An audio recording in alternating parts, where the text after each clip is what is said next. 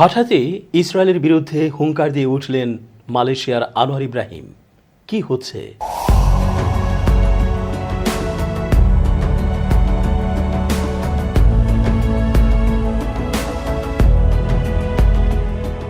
আসসালামু আলাইকুম সুপ্রিয় দর্শক, শুভেচ্ছা রইল। এস যে রতন স্বাগত জানাচ্ছি চেঞ্জ টিভি আন্তর্জাতিক চোখ অনুষ্ঠানে। ইসরায়েলের বিরুদ্ধে নানা কারণেই মুসলিম দেশগুলো গর্জে উঠেও যেন উঠছে না। যতটুকু বলতে শোনা যায়, কাজে কর্মে তার কিছুটাও দেখা যায় না। তবে এটাও ঠিক, কিছুই যে হচ্ছে না তা কিন্তু নয়। ইসরায়েলের উপর নানাভাবেই চাপ সৃষ্টি করছে মুসলিম দেশগুলো। যতটুকু সম্ভব পশ্চিমাদের সাথে সদ্ভাব বজায় রেখে সন্তর্পণে এগোচ্ছে তারা। একটা ভূ রাজনৈতিক খেলা ও সামরিক খেলা তো এখানে কাজ করছেই। আবেগের বশে একটা যুদ্ধ বিশ্বব্যাপী ছড়িয়ে পড়লে তার প্রলয়ঙ্করী প্রভাব বিশ্ব মানবতার মাঝে কতটুকু ভয়ঙ্করভাবে নেমে আসবে তা অনুমানও করা যাবে না। ফলে অনেক চিন্তাভাবনা করে যুদ্ধের ময়দানে পা ফেলতে হবে। একটু খেয়াল করলে দেখবেন, ইরান ও ইসরায়েলের মধ্যে তুমুল যুদ্ধ বেঁধে যাবার সম্ভাবনা তো ছিলই, কিন্তু কেন যেন তা হচ্ছে না বা হবেও না। আর সবাই যুদ্ধে লিপ্ত হলে থামাবে আর কে? সমঝোতায় বসাবে কে? এখানেই ধাঁধা, এটাই রাজনীতি, এখানেই কৌশল লুকিয়ে। যুদ্ধ পুরোপুরিভাবে না লাগিয়েও কিভাবে ইসরায়েলকে পরাস্ত করা যায়, নানা দিক থেকে সেই চেষ্টা করাই হচ্ছে সবচেয়ে জ্ঞানপূর্ণ কৌশল। মালয়েশিয়াও সেভাবেই এগুচ্ছে। গাজায় ইসরায়েলি আগ্রাসনের মুখে পশ্চিমা বিশ্বের দেশগুলো স্পষ্ট ভণ্ডামি করছে বলে অভিযোগ করেছেন মালয়েশিয়ার প্রধানমন্ত্রী আনোয়ার ইব্রাহিম। সৌদি আরবের সংবাদ মাধ্যম আরব নিউজের ফ্র্যাঙ্কলি স্পিকিং অনুষ্ঠানে কথা বলতে গিয়ে আনোয়ার ইব্রাহিম এই অভিযোগ করেন। গত সপ্তাহে সৌদি আরবে অনুষ্ঠিত ওয়ার্ল্ড ইকোনমিক ফোরামের বৈঠকের ফাঁকে আনোয়ার ইব্রাহিম আরব নিউজের কারেন্ট অ্যাফেয়ার্সের উপস্থাপিকা ক্যাটি জনসেনের সঙ্গে আলাপকালে মালয়েশিয়ার প্রধানমন্ত্রী গাজায় ইসরায়েলি আগ্রাসনকে বর্বর বলে আখ্যা দেন এবং নির্বিচারে শিশু ও নারী হত্যার নিন্দা করেন। গাজায় ইসরায়েল গণহত্যা চালাচ্ছে উল্লেখ করে আনোয়ার ইব্রাহিম বলেন, গাজায় চলমান গণহত্যা বর্বরতাকে আরও উস্কে দেয়। তিনি বলেন, আমরা তাদের অর্থাৎ ইসরায়েলকে গণহত্যা বন্ধ করার পরামর্শ দিয়ে বিবৃতি জারি করেছি। মালয়েশিয়ার প্রধানমন্ত্রী হুঙ্কার দিয়ে বলেন, মার্কিন যুক্তরাষ্ট্রসহ পশ্চিমের কিছু দেশ এই বিষয়ে স্পষ্ট ভণ্ডামির আশ্রয় নিয়েছে। তারা শিশু, নারী ও বেসামরিক লোকদের ওপর চালানো হত্যাকাণ্ডকে ক্রমাগত অস্বীকার করে যাচ্ছে। আনোয়ার ইব্রাহিম আরও বলেন, আপনার রাজনৈতিক অবস্থান যাই হোক না কেন, আমি বিশ্বাস করি না যে এই সময়ের মধ্যে আমরা আমাদের ভাই বোনদের ওপর এ ধরনের অমানবিক বর্বর কাজগুলোকে প্রশ্রয় দিতে পারি। এই বিষয়ে আমাদের অবস্থান খুবই পরিষ্কার। এ সময় তিনি গাজা ইস্যুতে আরব বিশ্ব, তুরস্ক ও ইরানের প্রশংসা করে বলেন, আমি আরব দেশগুলো, তুরস্ক, ইরান এবং সেই সব দেশগুলোর ভূমিকার প্রশংসা করি যারা তাদের ভূমিকা পালন করার চেষ্টা করছে, এবং আমি মনে করি আমরা মালয়েশিয়া এবং এই অঞ্চলের বাইরের অন্যান্য অনেক দেশ হতেও চরম উদ্বেগ প্রকাশ করেছি। মালয়েশিয়ার প্রধানমন্ত্রী আরও বলেন, আমরা এটি অর্থাৎ গাজায় ইসরায়েলি আগ্রাসন দীর্ঘায়িত করতে চাই না, কারণ এটি কেবল আন্তর্জাতিক সম্প্রদায়ের ব্যর্থতার অনুপস্থিতিতে, তার ভাষায় ধর্মান্ধ, চরমপন্থী বা সন্ত্রাসী গোষ্ঠীগুলোর কর্মকাণ্ডকেই উৎসাহিত করবে। 2023 ডিসেম্বরে প্রধানমন্ত্রী আনোয়ার ইব্রাহিম এক বিবৃতিতে জানিয়েছিলেন, ইসরায়েলি জাহাজের পাশাপাশি মালয়েশিয়ার বন্দর থেকে পণ্য নিয়ে কোনো জাহাজ ইসরায়েলের উদ্দেশ্যে যাত্রা করতে পারবে না। এই নিষেধাজ্ঞা তাৎক্ষণিকভাবে কার্যকর হয়েছে বলে জানান তিনি। গাজায় ইসরায়েলি নির্বিচার হামলার প্রতিবাদে মালয়েশিয়ার বন্দরে ইসরায়েলি পতাকাবাহী জাহাজ প্রবেশে নিষেধাজ্ঞা আরোপ করেছিল কুয়ালালামপুর। প্রধানমন্ত্রী আনোয়ার আলাদা করে ইসরায়েলের সবচেয়ে বড় নৌ পরিবহন সংস্থা জিম এর কথা উল্লেখ করেন।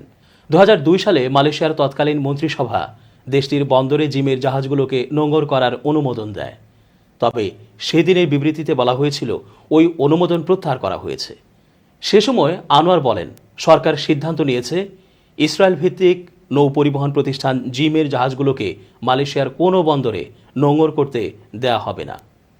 ইসরায়েল ফিলিস্তিনিদের বিরুদ্ধে নির্বিচারে সহিংসতা ও গণহত্যা অব্যাহত রেখে মৌলিক মানবিক মূল্যবোধ ও আন্তর্জাতিক আইনের লঙ্ঘন করছে। দেশটির এসব উদ্যোগের প্রতিক্রিয়ায় এই নিষেধাজ্ঞা আরোপ করা হয়েছে বলে জানিয়েছিলেন তিনি আরও জানান, ইসরায়েলের পতাকাবাহী কোনো জাহাজ মালয়েশিয়ার বন্দরে ভিড়তে পারবে না এবং মালয়েশিয়া থেকেও কোনো জাহাজ পণ্য নিয়ে ইসরায়েলের উদ্দেশ্যে যাত্রা করতে পারবে না। আনোয়ার জানান, তিনি আত্মবিশ্বাসী এই উদ্যোগে বৈদেশিক বাণিজ্যে কোনো নেতিবাচক প্রভাব পড়বে না। ইসরায়েলের বিরুদ্ধে ক্ষোভের পরিপ্রেক্ষিতে কেএফসির 100টিরও বেশি আউটলেট সাময়িকভাবে বন্ধ করে দেওয়া হয়েছে মালয়েশিয়ায়। কোম্পানির পক্ষ থেকে ক্রেতা সাধারণকে বোঝানো হয়েছে আর্থিক কারণে এই সিদ্ধান্ত। গাজায় যুদ্ধের কারণে ফিলিস্তিনের পক্ষে বয়কটের জেরে বিশ্বজুড়ে মার্কিন সংশ্লিষ্ট ব্যবসাগুলো এমন পরিস্থিতির মুখোমুখি হয়েছে। মালয়েশিয়ায় কেএফসির মালিক ও পরিচালক প্রতিষ্ঠান হল QSR ব্র্যান্ডস। এই প্রতিষ্ঠানটি জানিয়েছে 27 এপ্রিল সন্ধ্যা অবধি মালয়েশিয়ায় কেএফসির 108টি শাখা সাময়িকভাবে বন্ধ করে দেওয়া হয়েছে। কেলান্তানে প্রায় 80% শাখা সাময়িক বন্ধ রাখা হয়েছে, যার মধ্যে জোহরে 15টি শাখা সাময়িকভাবে বন্ধ, Kedah 11, Terengganu 10, Pahang 10, Perak 9, Negeri Sembilan 6, Perlis 2, Melaka 2, Penang 5, Kuala Lumpur 3, Sabah 1 এবং সারাওয়াকে 2টি শাখা বন্ধ করা হয়েছে। প্রসঙ্গত, মালয়েশিয়া একটি সংখ্যাগরিষ্ঠ মুসলিম দেশ। ফিলিস্তিনিদের প্রতি তাদের পূর্ণ সমর্থন রয়েছে। অন্যান্য মুসলিম দেশগুলোর মতোই মালয়েশিয়াতেও বিভিন্ন পশ্চিমী ফাস্টফুডের ব্র্যান্ড বয়কটের মুখে পড়েছে। গাজায় ইসরায়েলি বাহিনীর হামলার তীব্র প্রতিবাদে বিশ্বজুড়েই ইসরায়েলি পণ্য বয়কট করা হচ্ছে। একই সঙ্গে ইসরায়েলের মিত্রদেশ এবং দেশটিকে সমর্থন বা আর্থিক সহযোগিতা করা দেশগুলোর পণ্যও বয়কটের মুখে পড়ছে। গাজায় সংঘাত শুরুর পর থেকেই ইসরায়েলকে আর্থিকভাবে সহায়তার অভিযোগ উঠেছে কেএফসির বিরুদ্ধে। গত বছরের অক্টোবরে গাজায় ইসরায়েলের চলমান বোমা হামলার মধ্যে ফিলিস্তিনিদের সঙ্গে সংহতি প্রকাশ করতে মালয়েশিয়ার রাজধানীতে হাজার হাজার মানুষ বিক্ষোভ সমাবেশ করেছিল। রোববার 22 অক্টোবর কুয়ালালামপুরের স্বাধীনতা স্কয়ারে ফিলিস্তিনিদের জন্য মানবিক সহায়তা আয়োজনকারী স্থানীয় এনজিও ভিভা প্যালেস্টিনা মালয়েশিয়া VPM ও মাই কেয়ারের আয়োজিত সমাবেশে বিক্ষোভকারীরা জড়ো হয়। অনেক বিক্ষোভকারী প্যালেস্টাইনের ঐতিহ্যবাহী স্কার্ফ কেফিয়া পরিধান করে সমাবেশ স্থলে এসেছিলেন। ইসরায়েলি সামরিক বাহিনীর প্রতি মার্কিন যুক্তরাষ্ট্রের সমর্থন বন্ধে প্ল্যাকার্ড হাতে বিক্ষোভ করেন তারা। সাইকিন শামসুদ্দিন 40 IT বিশেষজ্ঞ সমাবেশে আল জাজিরাকে বলেন, সেখানকার ভিডিওগুলো দেখাও কঠিন ও মর্মান্তিক, কারণ আমি কল্পনাও করতে পারি না যে সেখানে চারপাশে বোমা নিয়ে বসবাস করা কেমন লাগে। তিনি বলেন, এটি অত্যন্ত দুর্ভাগ্যজনক। বিশ্বের বেশিরভাগ শান্তিপূর্ণ জায়গার মধ্যে এমন একটি জায়গা আছে, অর্থাৎ ফিলিস্তিন, যেখানে এটি দখল করা হয়েছে এবং সেখানে বর্ণবাদ রয়েছে। এটা খুবই দুঃখজনক। 35 বছর বয়সী ফিলিস্তিনি বিক্ষোভকারী হুসেইন আবু জাইনেহ বলেন, পশ্চিম তীরে তার পরিবার উচ্চ সতর্কতায় একটি মসজিদে অবস্থান করেছিল। সেখানেও ইসরায়েলি বিমান হামলার পরে সামরিক কর্মকর্তারা জানায় মসজিদটি ফিলিস্তিনি যোদ্ধাদের কমান্ড সেন্টার হিসেবে ব্যবহৃত হয়েছিল। আবু জাইনে আল জাজিরাকে বলেন, এর নৃশংসতা আরও আক্রমণাত্মক বা চরম পর্যায়ে ঘটতে পারে। তিনি বলেন, আমাদের সমর্থন দেখানোর জন্য যা করতে পারি তাই করছি। ফিলিস্তিনের প্রত্যেকের প্রতি, বিশেষ করে বেসামরিক নাগরিকদের প্রতি আমাদের ভালোবাসা পাঠাতে পারি। শেষ পর্যন্ত সবাই শান্তিতে থাকতে চায়, চারপাশের সবার সাথে মিলেমিশে থাকতে চায়। কুয়ালালামপুরে মার্কিন দূতাবাসের সামনে প্রতিবাদ করতে গেলে বিক্ষোভকারীদের সঙ্গে পুলিশের সাথে সংঘর্ষ হয়।